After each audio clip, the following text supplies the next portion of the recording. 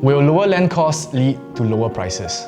Hi everyone, Delvin here. So by now you would have seen news articles last year about land parcels being sold at a much cheaper price than neighbouring developments, with some not even able to secure any bids. Naturally, this will lead people to asking if lower land costs would lead to lower prices.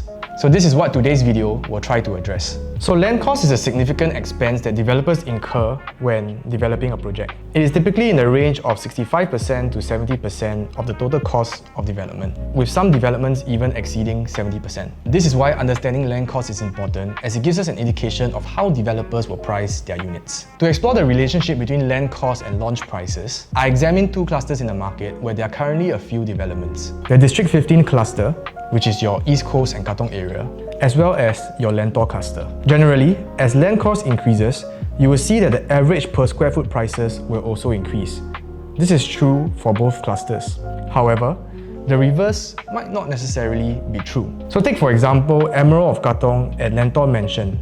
These were the latest launches in their respective districts. Both Emerald of Katong and Lentor Mansion did not have the lowest average per square foot transacted at launch weekend, despite each being the newest development in their respective clusters. This is even after accounting for a reduction in sellable area due to the GFA harmonization. So it'll be interesting to see if this trend holds for Lentor Central Residences, which is the newest development that is expected to launch in the Lentor cluster. So why would developers not launch at a cheaper per square foot if they got the land cheaper? We must understand that developers are businesses and businesses prioritize margins. Even if a developer secures land at a cheaper cost, they may not necessarily pass the savings on to the buyer. Take this anecdote for example. Imagine you won a lucky draw for the latest iPhone. If you decided to sell it, would you price it significantly below the market rate just because you got it for free? Your decision would likely depend on how quickly you need to sell it. The same logic applies for developers. They aim to maximize profits, but they're also balancing inventory management. So what are some reasons that developers would want to sell faster?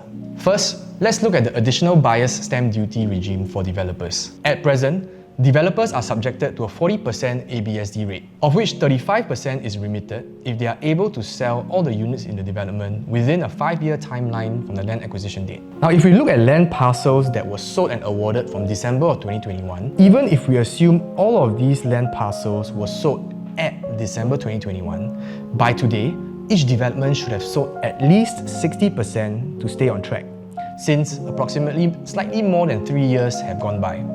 Yet, you can see that most developments have already passed this 60% benchmark. Moreover, since 16th of February 2024, the new tiered ABSD regime offers developers more flexibility. ABSD rates decrease as the proportion of sold units exceed 90%, reducing the pressure for developers to cut prices in order to clear inventory. So another reason that developers could cut prices is due to the high supply. This year, you will see over 15,000 new launch units, the highest in a decade, largely due to the increased government land sales in the past 2 years. This could lead to stiffer competition among developers, forcing them to price their units more competitively. However, supply alone doesn't tell the full story.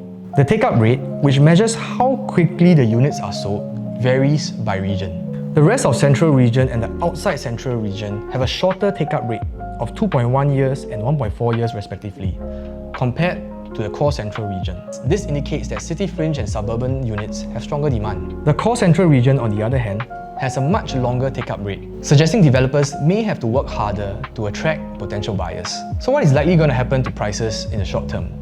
Don't expect average per square foot prices to drop significantly, as most developments can sell out within the 5-year ABSD timeline. However, starting prices for new developments, especially in the core Central Region, may be more attractive as developers compete for attention in a crowded market. With many new developments launching in 2025, what factors should you consider when selecting your unit? Message me below. Happy to discuss your options.